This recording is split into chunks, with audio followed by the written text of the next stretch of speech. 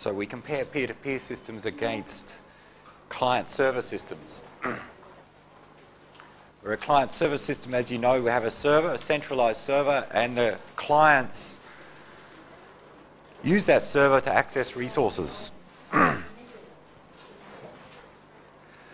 Whereas in a peer-to-peer system, you can think the clients, the end-user computers, share their resources amongst each other. What are some of the practical benefits of sharing amongst the clients as opposed to relying on a central server? We can distribute storage across the clients, across the peers. So, for example, if we're talking about storing files, in a client-server system, the server stores all the files. The clients access those files from the server. So the storage is all done at the server. In a peer-to-peer system, we can think that the peers, the end-user computers, store the files. So the files are distributed amongst all the peers. So you have generally much larger storage space available. Because a single server, if that does all the storage, versus hundreds of thousands of clients which are providing the storage, then those hundreds of thousands of clients, the sum of the storage can be much larger than a single server. So by distributing storage of files across multiple computers, we can get more storage space.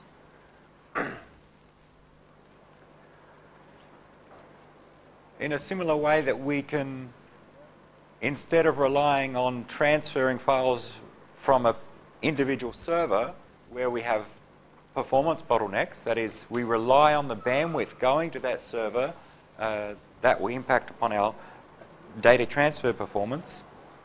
If information is shared on multiple different peers, then the rate at which we can transfer that depends upon the bandwidth available at multiple different peers, not on a single server. So instead of having one bottleneck in our network, because we can access resources at multiple different locations, we can avoid such a bottleneck. An example is that instead of having to download from one server and thousands of people downloading from one server, those thousands of people can download from multiple different peers. So distributing the load across the network.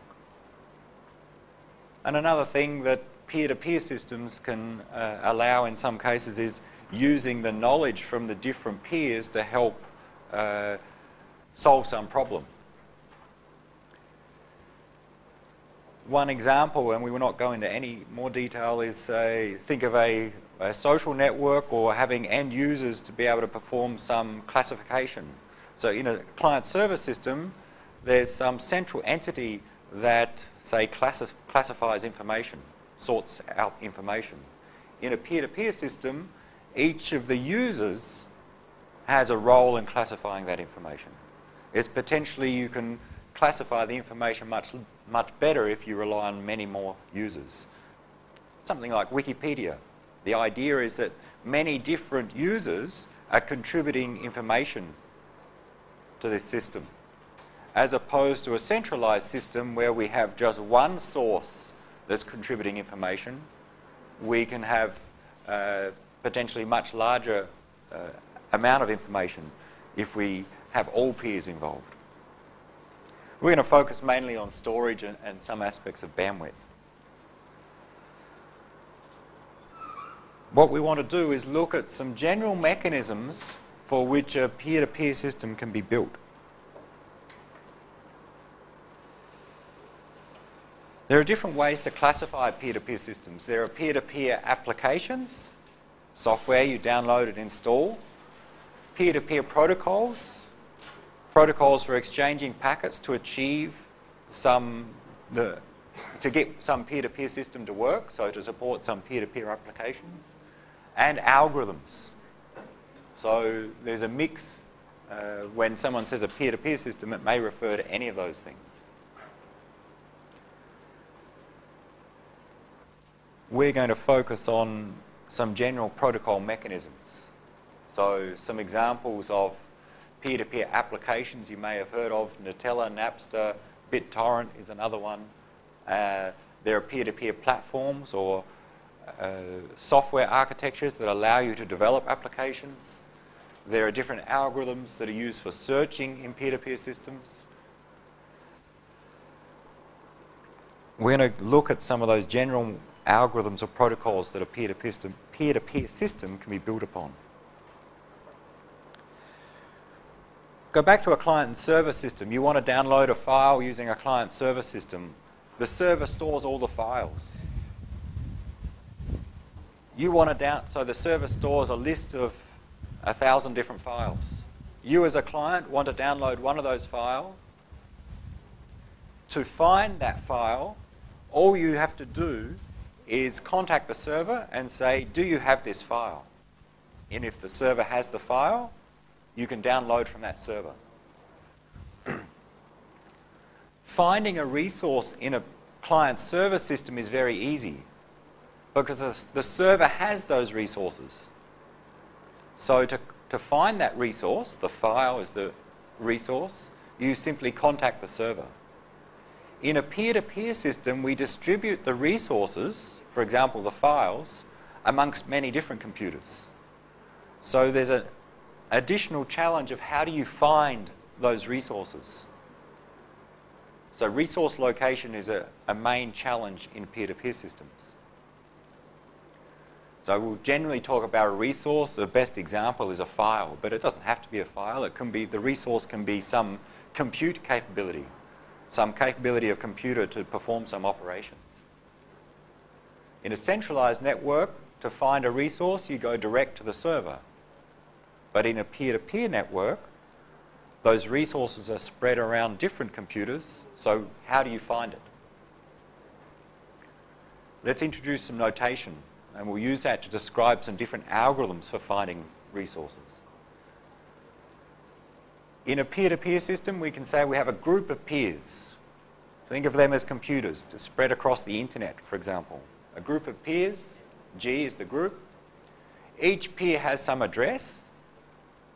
In the internet, that address may be an IP address, maybe a port number for the application. So each peer can be identified.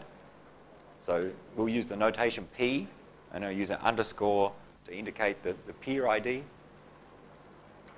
And those peers store resources. For example, think of resources being files. And we can identify those resources by some unique key. You may think initially of it as a file name. So we have a set of computers in the internet, they want to share files. Then we need some unique identifier for those files. A file name may be a unique identifier, but in fact you can have two different files with the same file name. So in fact file names are not unique in many cases. Another way to get a unique identifier for a file is to take a hash value of the file. We'll talk about that if we need it later, but assume that each resource can have a unique key, an identifier.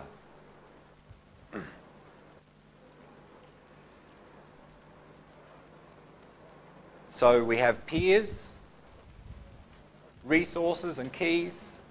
Peers store resources. Resources are identified by keys.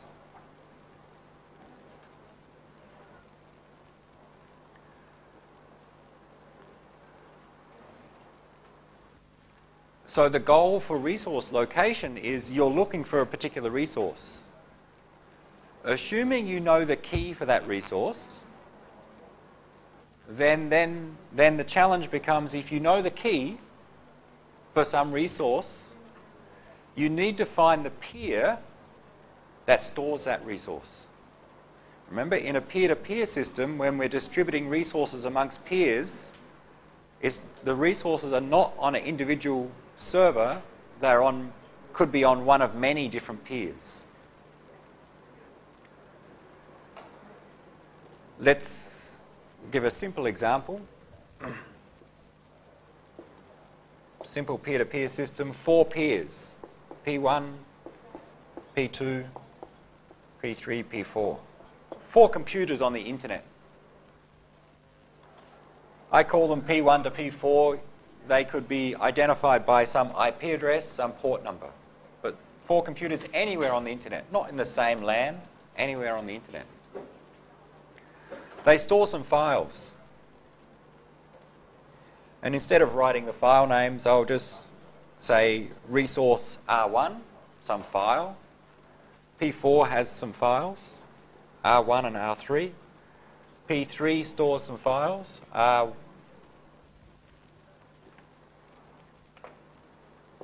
R4.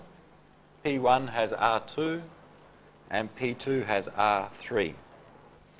So here we have 4 peers. Each of them stores some resources. Each resource has a key, and the notation we'll use is that resource R1 has a corresponding key K1, R3, K3, and so on, same subscript.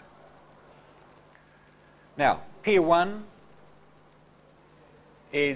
wants to find a resource. They have some key, K3, where the key is a unique identifier for that resource they want. They have a key, and now their challenge is find out which peer in this network has that resource. So P1 is looking for the resource identified by key K3. So resource location is we need some algorithm such that P1 can find out that in this case either P2 or P4 have the resource. That's the objective of resource location. Find which peers have that resource. Once you find them, then you can contact them and download that resource or access that resource. Now, if we think of the resources as files and the keys as, to keep it simple, file names, then you can think, okay, P1 wants to find some file, K3. They know the file name. They want to download this file. Therefore, they need to find the peers that store that file. And we'll go through different approaches for doing that. So that's the resource location problem. And it involves using some form of an index, where an index maps keys to peers.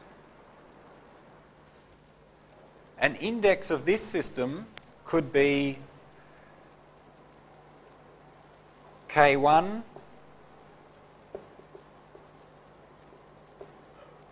is available at P4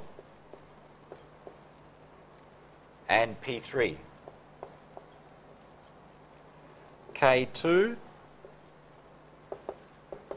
at, which means really resource R2, is at P1. K3, meaning resource R3, is at P4 and P2. And do we have another one? K4 at P3, peer 3. That would be an example of an index in this case. It tells us where those resources are located based upon the key. So, if we know this index, then when peer P1 is searching for the resource identified by K3, then it's quite simple. Look up the index. K3, look, K3 is at P4 and P2. So if we know the index, resource location is easy. But the problem is, how do we know this index? How do we know that K3 is at P4 and P2? And where do we store this index? In a peer-to-peer system, one of our potential advantages is we distribute the functionality across many different computers. We don't have a central server that stores this index, at least in some systems. So if we want to distribute this, then we may store some of the index on different peers. We may store the entire index duplicated on each peer, or in fact store no index information on any peers. We'll see some different approaches.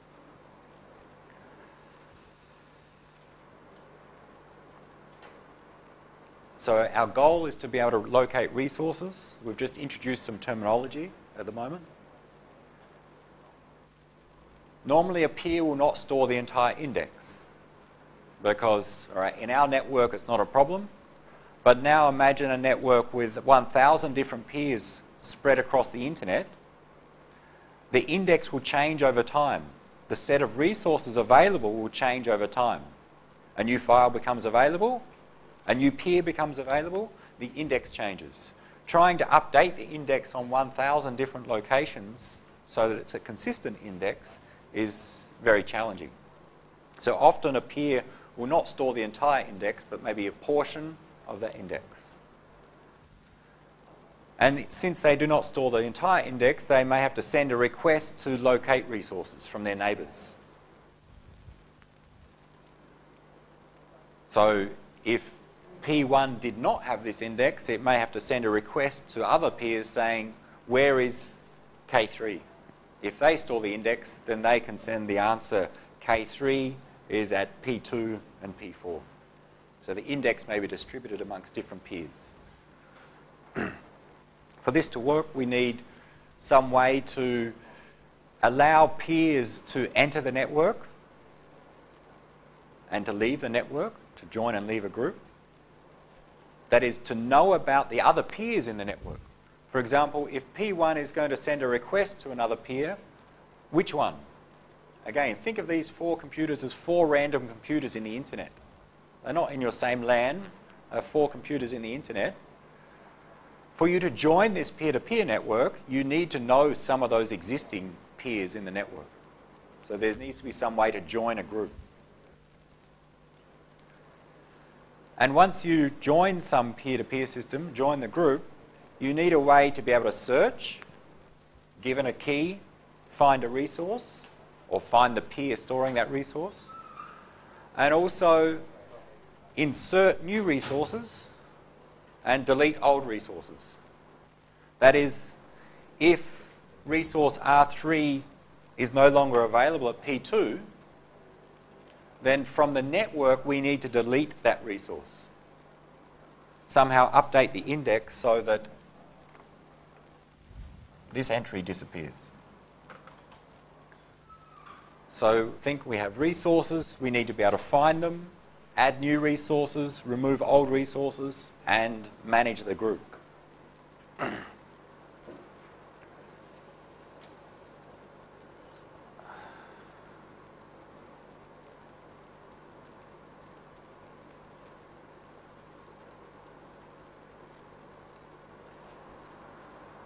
How do we do those things?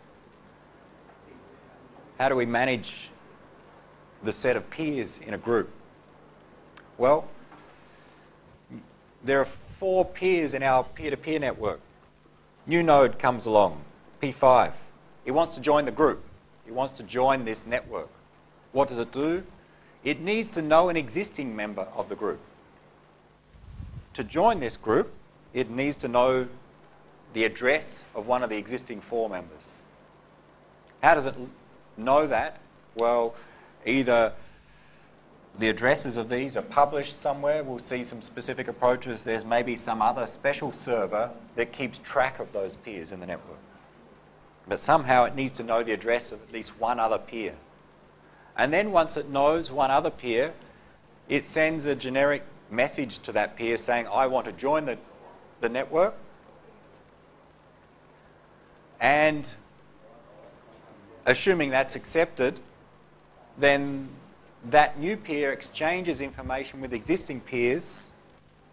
So P5 may send a message to P2 saying, I want to join the network. If that's acceptable, then P2 may tell P5 about some of the other peers in the network, about the peers that it knows about. So as a node wants to join the peer-to-peer network, it needs to learn about other peers in the network. Similarly, if a node wants to leave a group, it normally will tell another peer, I'm leaving the group. And those other peers can update, for example, their index information or other information to keep track of who's in the group and who's not.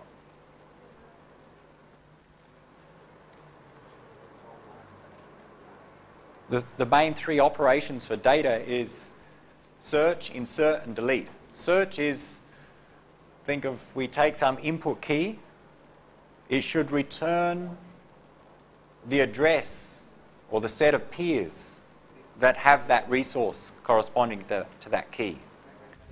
So search, if P1 performs a search for K3, that should return what values?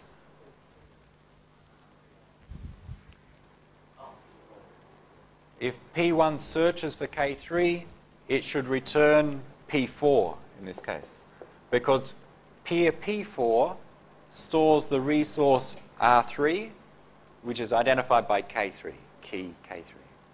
The difference between the resource and the key is the resource is the actual, say, file. The key is just a short identifier of that file.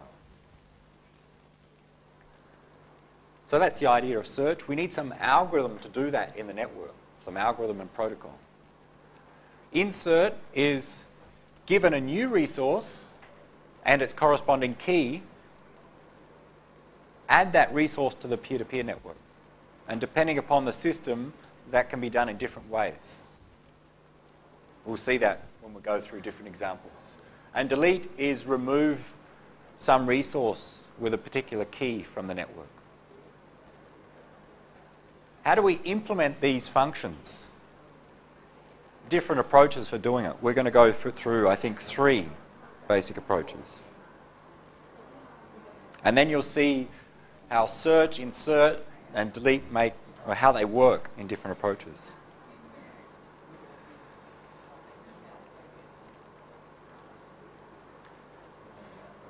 The different approaches can be classified in different ways. One of them is whether the approach is structured or unstructured. In an unstructured approach, there's no information about the resources kept on other peers. In an unstructured approach, peers do not store index information. In a structured approach, some peers store information about what other peers store. So, if this index was stored on all 5 peers, which approach do we have? Structured or unstructured? Common exam question. The index that I've drawn on the board, if it's stored on all 5 peers, is this a structured or unstructured approach? It's structured because there's some peers storing information about other peers. So the difference is that a structured approach, peer, for example, peer 2, stores some information about what peer 1, 3, 4, and 5 have.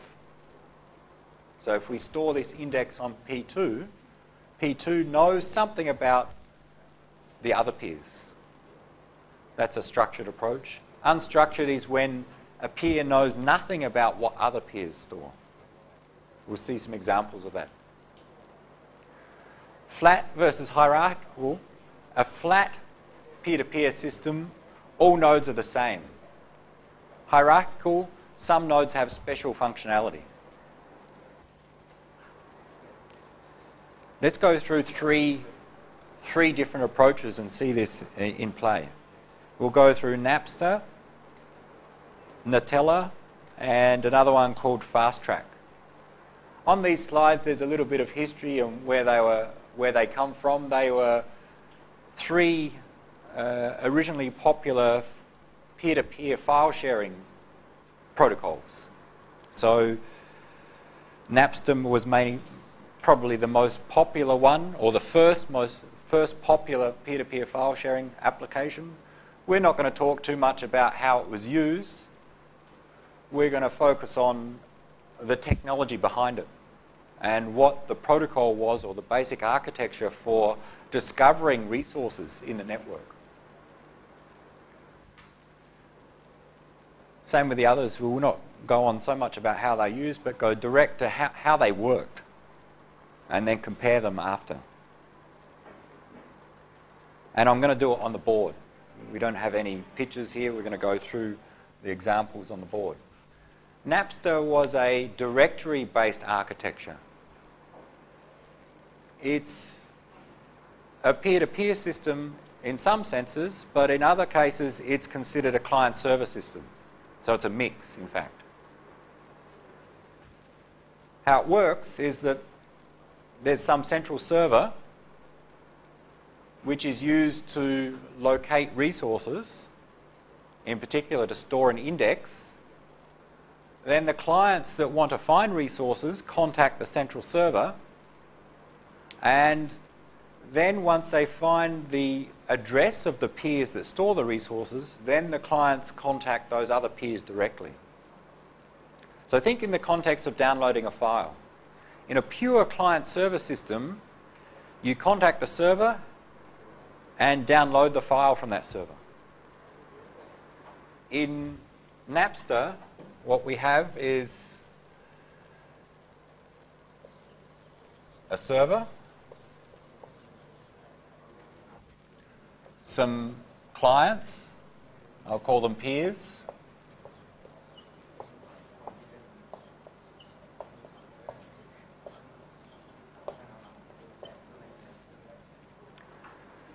so we have a special server, and we have our set of clients, or peers in this case, the end user computers.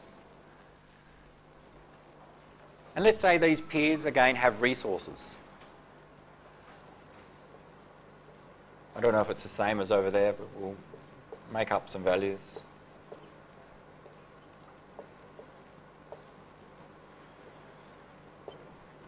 So these are computers, they have a set of resources. We want to make those resources available to the other peers in the network. How do we do it with Napster? Well, essentially the server stores an index of these resources. So what happens is that a peer, when it wants to join the network, contacts this server. So it needs to know the address of the server. So that's a well-known address, an IP address, a port number, for example. The peer contacts the server with a join message. We want to join the network. And the peer tells the server its own address, its peer identifier, and the resources that it has. And the server stores an index. And as we said, it stores, for a particular key, the location where that resource is at. So K2, P1. That is, the resource identified by key K2 is stored at P1. So when P1 joined the network, it would contact the server and join and inform, so I will not draw it, but would send a join message. I want to join the network. And then send an insert message. Maybe do not draw it or make some space because I'll delete it in a moment. But insert, and what we saw with insert, we have a new resource, R2,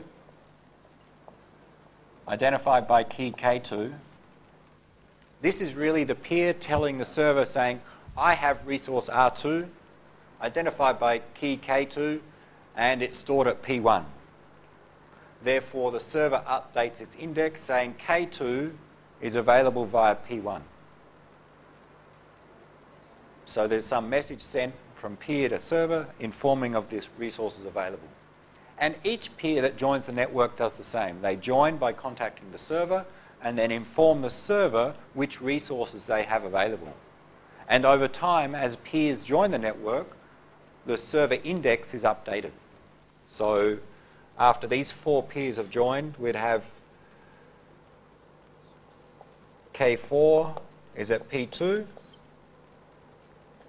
K2, P3, K3 at P3, K1 at P4. So each peer informs the server of the resources it has available, and the server maintains an index. This is not peer-to-peer. This is like a normal client-server system.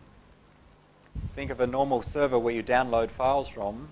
That server stores an index of the files. It stores, okay, the file name, except in the index of a pure client-server system, the file is actually stored on the server. So where Napster is a peer-to-peer system is that the resources, the files, are not stored on the server, they're stored on the peers. So a peer joins by contacting the server, inserts their resources by telling the server what resources they have. The server maintains an index.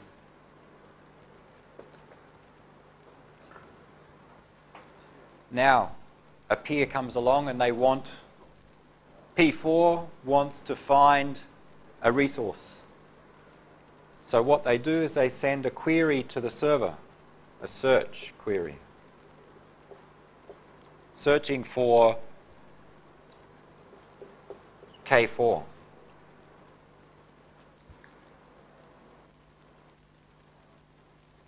Peer 4 wants to find the resource identified by K4.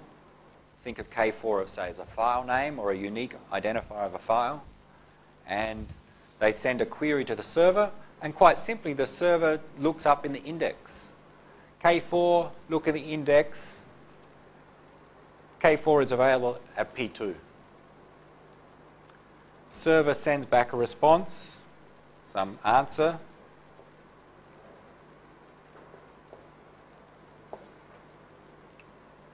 Doesn't matter whether it's called answer, what the type of message is called. The idea is that it tells the peer that resource is available at P2.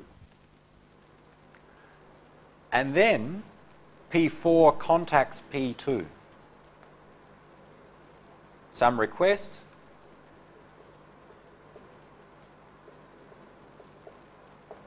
And if this resource is a file, they download the file. So that protocol for contacting and downloading the file depends upon what the application implements. It could be simply a HTTP request and response, some file transfer protocol. So once you learn the address of the peer that has the resource, then you contact that peer and access the resource. If it's a file, you download it. If the resource is the ability to do some computations, then you access that peer and tell it to do some computations. So the peer-to-peer part here is the distribution of the files amongst the peers and the contact directly between peers to get the files. The server just stores the index. It doesn't store the actual files. So we join the network by telling the server or contacting the server. We insert resources by contacting the server. Similar, we delete resources.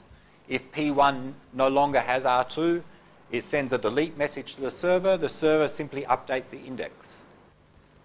And to search, we send a query to the server, and the server responds with the peer that has that resource. And then we contact that peer directly.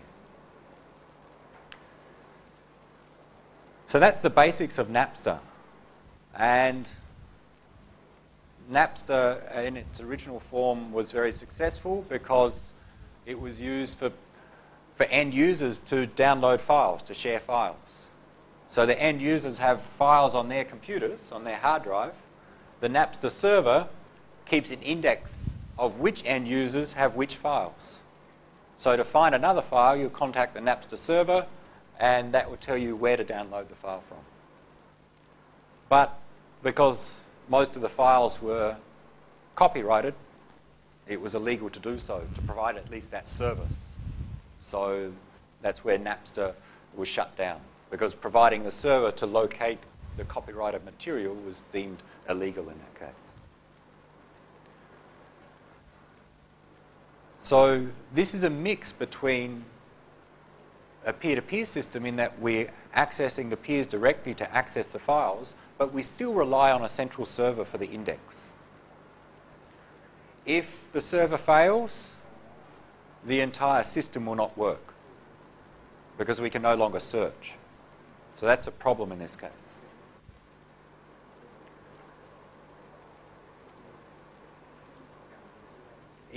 We say it's a directory based. The directory, this server stores a directory of the files or the resources, an index. It's very efficient for searching. To find a resource, we send one query to the server and immediately get an answer because the server has that entire index. So very efficient for searching. But it's not so good for fault tolerance. What does fault tolerance mean? The ability to handle something going wrong, and particularly at the server. If the server fails, the entire system fails. The system will not tolerate a fault at the server. If P2 fails, the computer is not working, then the system will still work. It's just that the resources on P2 will no longer be available. But assuming those resources are replicated across other peers, we can still locate them. Scalability, because every request goes to the server, there's an extra load on that server. And as the number of peers grows, thousands, tens of thousands, millions, then all the requests are going to one central server and performance becomes a problem. So that's another issue. Let's look at a different approach, Gnutella. This is almost the other end of the spectrum. That is, it is almost completely opposite in the different approaches we have available.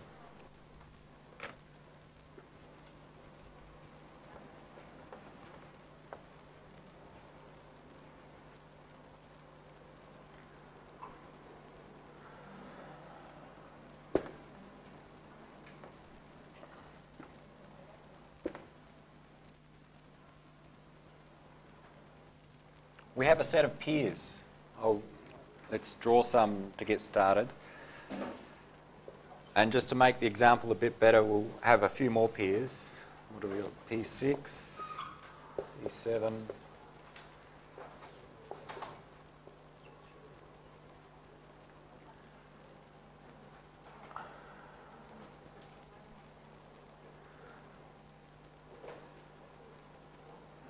That should be enough. P9. We have some peers, they have resources. Let's distribute some resources.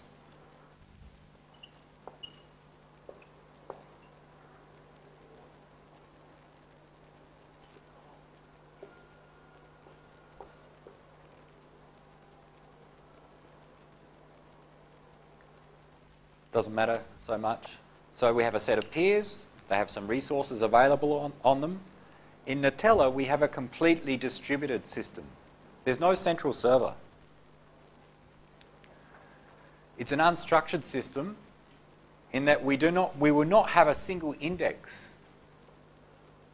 In fact, the nodes will be quite simple in terms of what they store. It's a flat architecture in that all the nodes are treated the same. Napster is a hierarchical architecture in that we have a server which has a special role, and then we have the normal peers. So there are different types of nodes, server and peers. In Gnutella, everything's just a peer. Ignore loosely coupled. We're not going to try and explain that.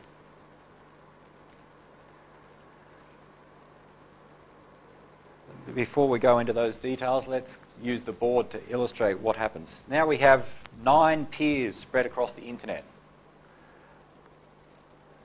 Where I've drawn them doesn't equate to a geographical location, just 9 computers somewhere in the internet. When Each peer needs to know about some other peers. So when the network starts, there's one peer. When a second peer wants to join the network, it needs to know that other peer. As more peers join the network, they need to know about some of those existing peers. So we can talk about the peers that we know about as a set of neighbours. So to get started, let's say that these 9 peers know about some of the other peers in the network. They have some neighbours, and I'll draw them by just drawing some lines to connect them. That is, peer 1 has 2 neighbours, 2 and 3. And I'll just connect some of them together.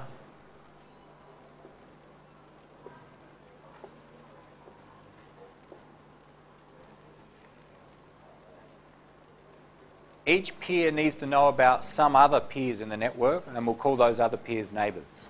These are not links, not physical links, but you can think of them as conceptual links. That is, P1 knows the IP address of P3 and P2. So it can send a message direct to P3 and direct to P2. And similar, P3 knows the address of 4, 1 and 7.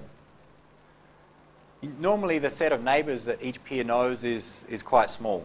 2, 3, 4, maybe a few more.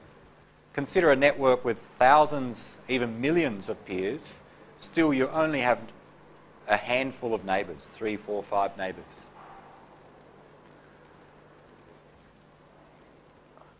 If a new node wants to join the network, P10 arrives, then it needs to contact one of the existing peers. So it needs to learn the address of one of the existing peers. Say somehow it discovers the address of P1. And so how? How does it discover the address of P1?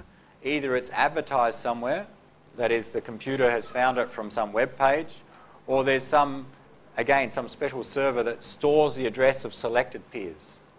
But a new peer needs to know at least one existing peer to join the network.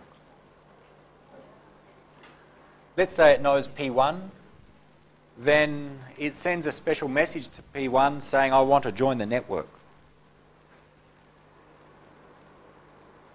And those messages in Gnutella are called ping and pong messages. You send a ping message. A new peer contacts an existing peer using a ping message.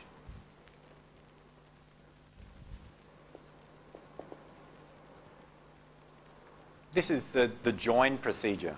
With Napster, we said that we send a join message to the server. Here, in Gnutella, they have some specific names. How do we know that existing peer? How do P10 know the address of P1? There may be some dedicated servers that list known peers. So we contact one of them. And then P1 responds with a pong message.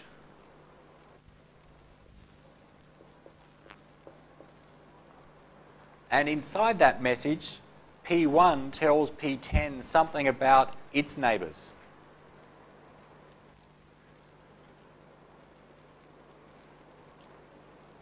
So P1 tells P10, my neighbours are 3 and 2.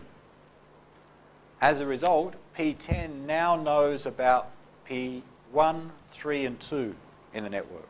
So it's a way to learn about other peers in the network. And then that response may include other information, not just IP addresses of the peers, but information about files available. Then P10, of the peers that it learns about, selects some of them to be its neighbours. So P1 doesn't have to be a neighbour of P10. This initial ping-pong message is just to learn about some other peers. So currently 10 knows about 1, 2 and 3. Let's say it selects 1 and 3 to be neighbours. So they would send a message and join the network. So as a result, P10 will have 2 neighbours, peer 1 and peer 3. In this case, it selected 2 neighbours. The number of neighbours it selects, usually again a small number. Sometimes the response from P1 may be more than just the neighbours it has, but also other nodes that it knows about. So that was just the process of a new node joining the network. It needs to establish connections with existing peers. If something goes wrong and an existing peer leaves the network, P3 leaves the network, then there's procedures for P10 to find some more neighbours. Usually you need multiple neighbours for the system to work well. Now, how do we search for resources? Let's say P10 wants to find a resource K, try K3 first.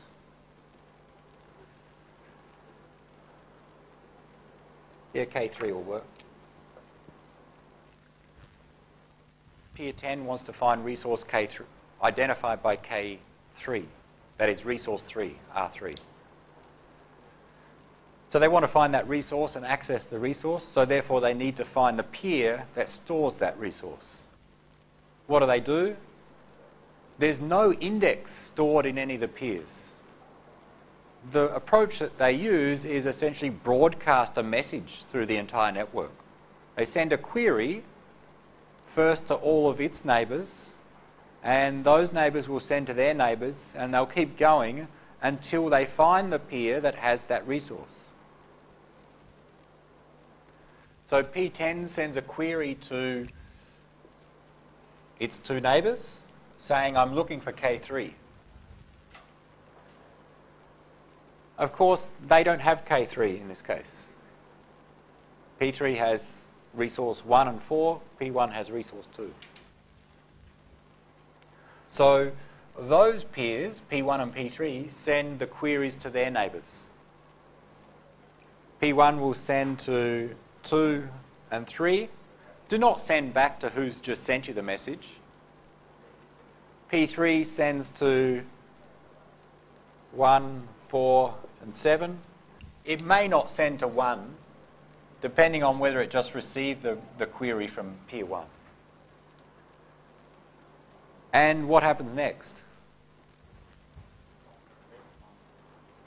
Do we find the resource?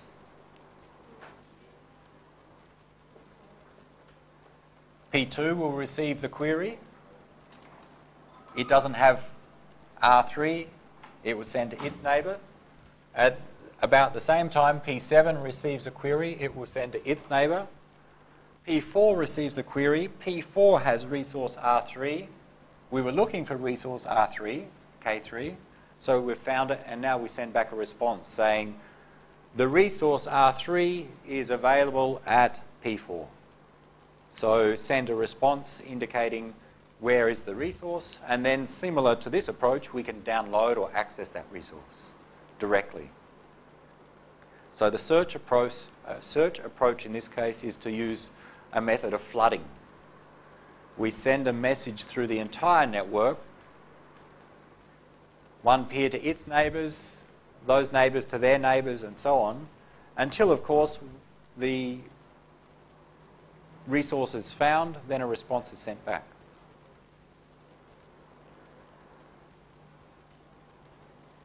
How many responses does P10 receive?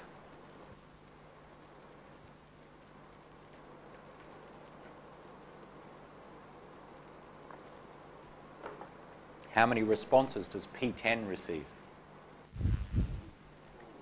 It receives 2 because there are 2 peers that store that resource. It will receive a response from P4 and from P8. It only needs 1. I mean, 2 is okay, but in theory it's looking for a single response.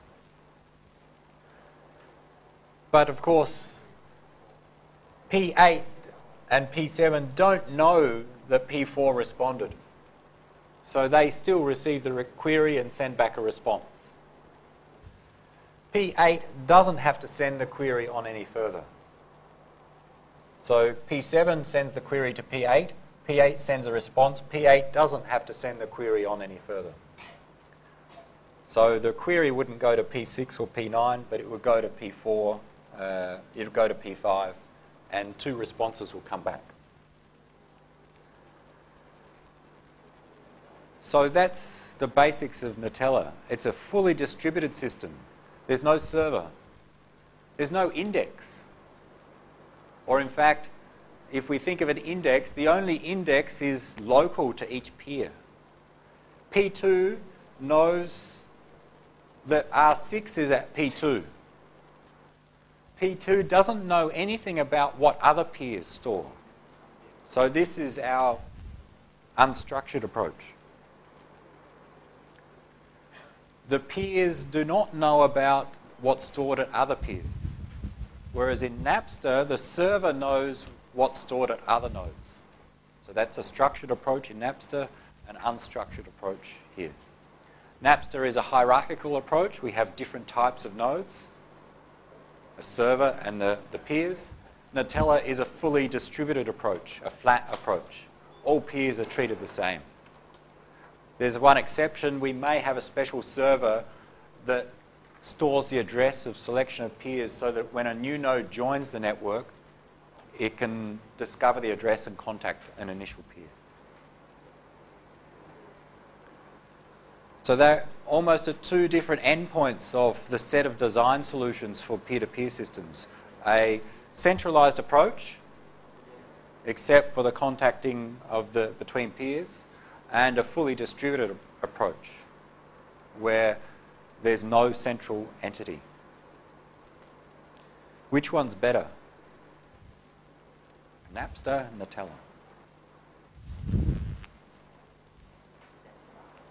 Napster. Why?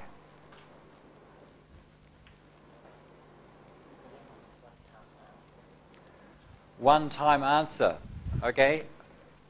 Search is efficient here. To search for a resource, a peer sends a query to the server, we get an immediate response because the server has an index of all resources.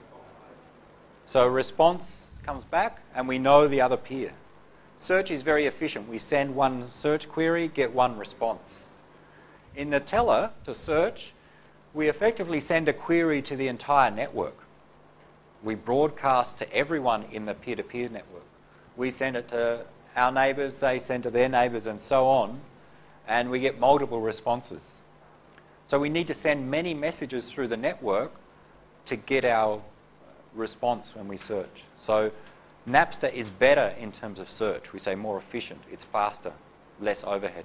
Gnutella is not good for search because it takes time to get a response, and we need to send many messages through the network to get a response. What's good about Gnutella then?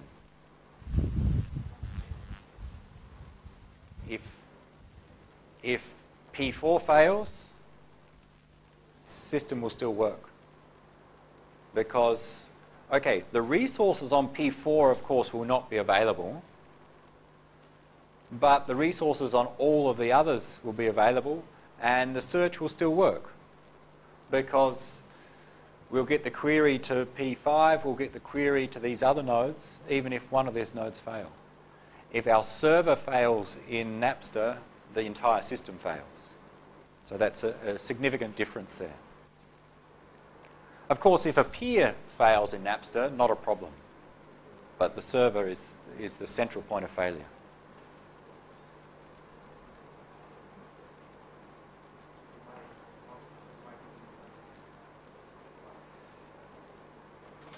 I think most people have seen flooding before.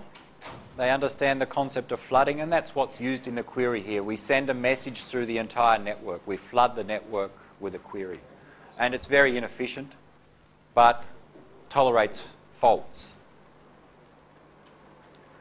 It's very simple as well. There are some other details. There are many details of how that works and ways to optimize, to reduce the number of messages sent. That is, instead of sending to all of your neighbours, send to just a selection of your neighbours to reduce the number of messages sent. or to put a time to live on the message so it doesn't go forever through the network. But we will not touch upon them. I think that's just that's the main point that you need to capture, what we've covered on the board. So the points about firewalls and the list of peers are not so important. Try and capture the concepts we're demonstrating on the board. So there's two options for peer-to-peer networks. Can we go better? What can we do different? Again? Mix them. Easy. Napster has the advantage of sufficient or efficient search. It's very good for searching, very fast. Gnutella has this advantage of if one node fails, the system keeps working. So let's try and mix them together and see if we can get both of those advantages. And that's what Fast Track does. It's a combination of these two schemes. It has, and we'll show it on the board, but it has, there's multiple servers. So it uses in some parts a central server, but in some parts, the other parts, it uses the Napster flooding approach, send a message to everyone. So it's a hierarchical system in that there are different types of nodes, and it has what's called a super peer architecture. We have our normal peers and the special peers, which are called super peers.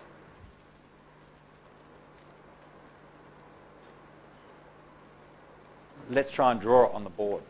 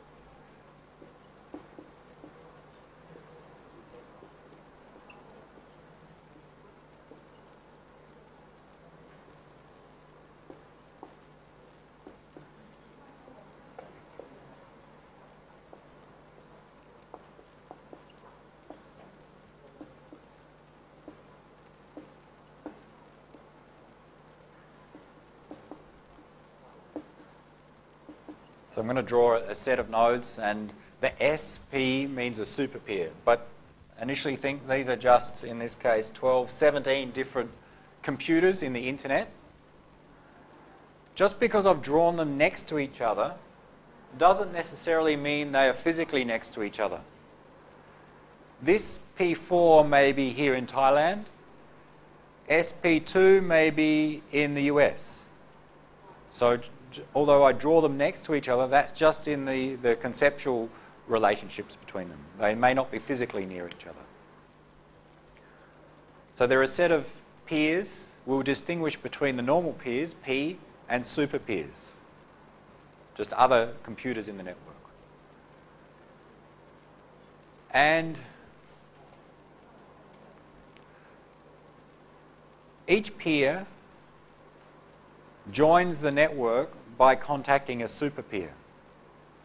So, for example, P4, when it wants to join the network, it needs to know the address of one of the super peers. One of the super peers. Similar, in Gnutella, when P10 joins the network, it needs to know the address of another peer. Where does it get the address from? In Fast Track or a super peer architecture, P4 joins the network. It needs to know the address of a super peer. Where does it get that from? The server. And what's the name of that server? Some special server here.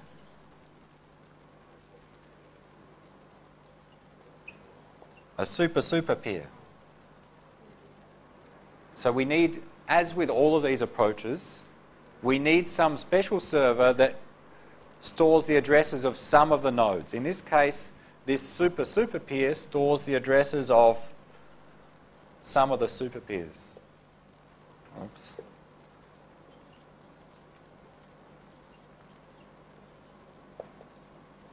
In Gnutella, we needed a special server. I didn't draw it, but that knew the addresses of some of the peers. So that when P2 came along, it contacted this special server, said, tell me the address of some peers, and that special server sent back P1. And therefore, P10 sent a ping message to P1. In Fast Track, it's similar. When a new peer wants to join the network, it contacts the super peer, this special server, which knows the address of some of the super peers and responds and saying, okay, here's the address of SP2. And then P4 contacts SP2 and joins the network via SP2. So there's this process of joining the network, and it's the same process as in Napster. When P1 joins the network, it contacts the server and tells the server what resources it has. And I haven't drawn the resources yet, so let's draw some. Just distribute some resources randomly amongst the peers. Resource.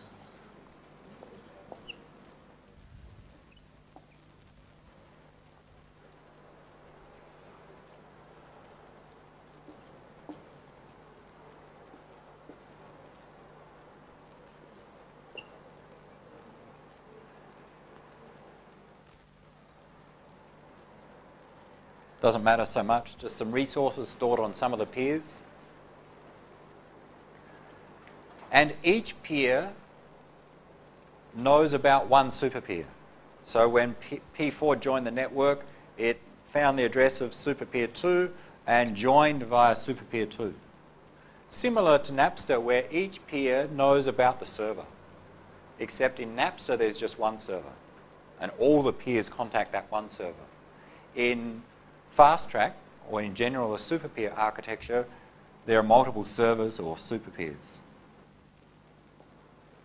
So we can say these lines indicate that the peers have joined via the corresponding super peer.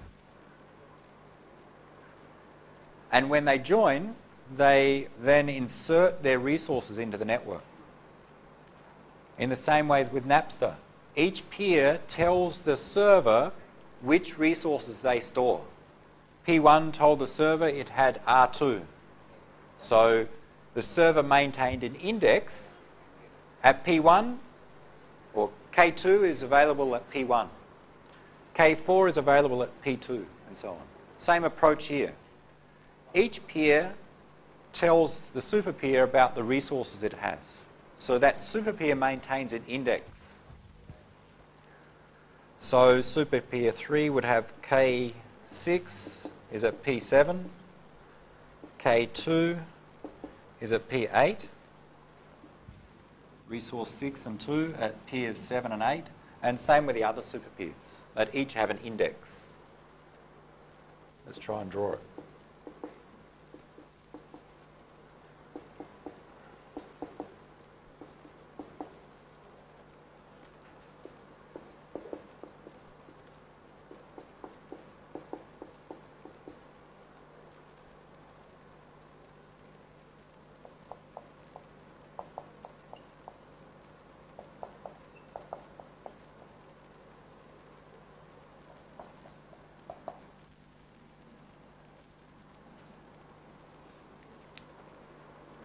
So that's a similar approach to what happens in Napster, but it's local between the peers and just their super peer.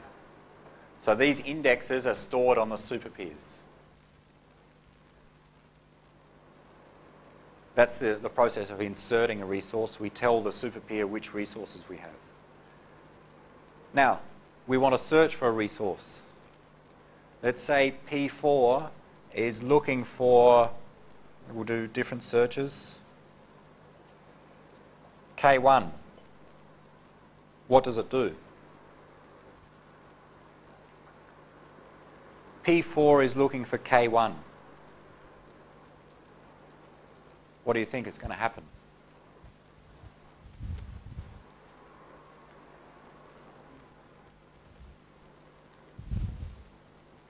Where is P4 going to send the query to? To its super peer, SP2. Okay? So we think it's the same approach as in Napster. You send it to your local server. So send the query to SP2. SP2 looks in its index, searching for K1. SP2 has it in its index. K1 is available at P6. Send back a reply. The resource, so the query is sent, the reply is sent back. The resource is available at P6. And then P4 contacts P6 directly and accesses that resource. So that's the exact same approach as in Napster. Send a query to the server. Server looks in the index. If it's found, send back the answer, and then the peer contacts the corresponding peer. So that's easy. Try another one. Search. So that worked, fine. What if we search for K, what have we got? 3. P4 is searching for K3.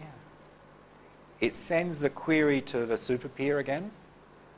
The super peer doesn't have K3 in its index, so it doesn't know where K3 is.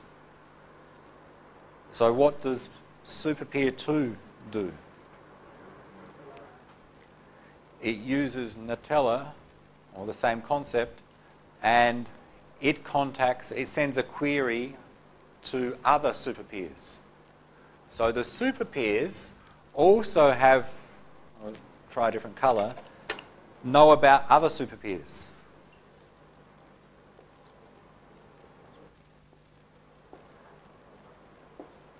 The blue lines indicate relationships or connections between super peers in the same manner as Gnutella, where one peer had connections with its neighbours.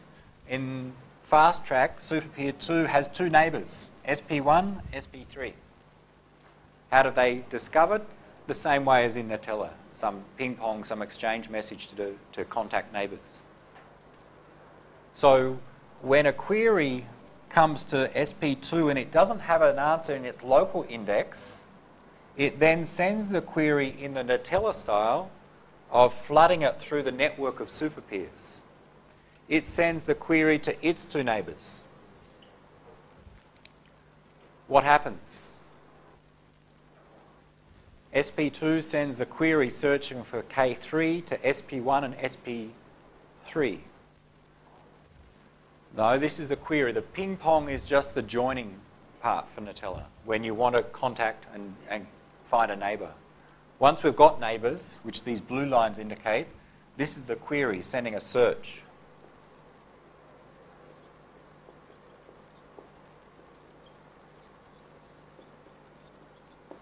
Then simply those super peers look in their local index.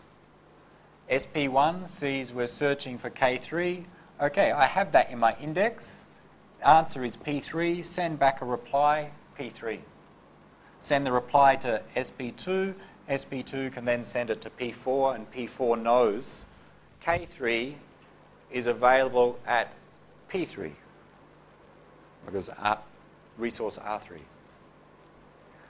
The search query goes in the other path as well, and in fact, I think it will eventually, it will go to SP3, SP3 will send to its neighbours, SP5 will receive and send back the answer P11, because the same resource is available also at peer 11, and send back a response. So it's a combination of both approaches. Between peers and super peers, we use the centralized Napster approach. If we find the resource via the same set of peers, via that super peer, we get a quick response. Searching for K1, immediate response.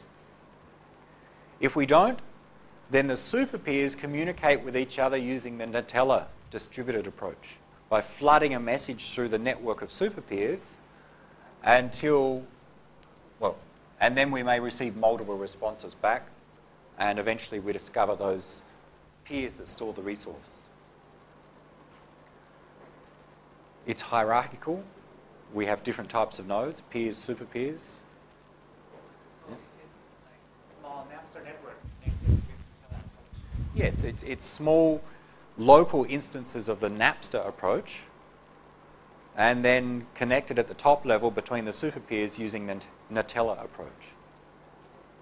So the blue part is using Gnutella or a similar protocol. The black parts are using the Napster approach. And it's trying to take advantage of the fast search in Napster, send a query. If that resource is available via the super peer, we get a fast response. If not, then we need to flood. And the advantage is we don't have to flood through all the peers in the network. In Gnutella, we flood through the entire network. If we have 100,000 peers, that's a lot of messages that need to be sent. But with fast track or this super peer architecture, let's say now we have 100,000 nodes, maybe 1,000 are super peers, the rest are normal peers. So flooding is only done between the super peers, much smaller overhead there.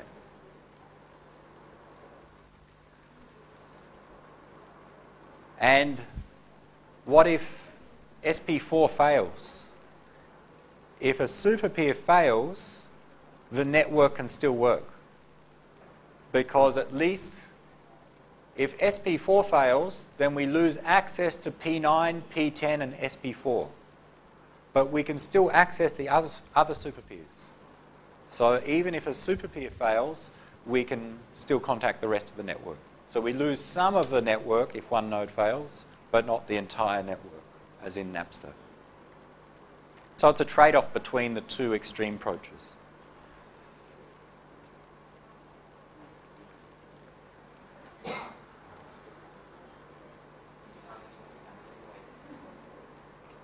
They're the three general approaches. They were used in specific systems, Napster, Gnutella, and Fast Track, but the concepts apply to different systems as well, and the main different approaches. There's a fourth approach. I don't think we're going to get a chance to cover it this semester. Maybe if we have time next week, but I doubt it. So they're the main approaches for how can we structure a peer-to-peer network. And the concepts, the challenge is locating resources. Resources are now distributed amongst the peers. They're not on one central server. So how do we know which peer has the file? Well, we need some resource location system. We either have an index on the server, like the Napster approach. We have a fully distributed approach where we flood the network with a query to find the resource, or we somehow combine them in this fast track approach or a super peer architecture.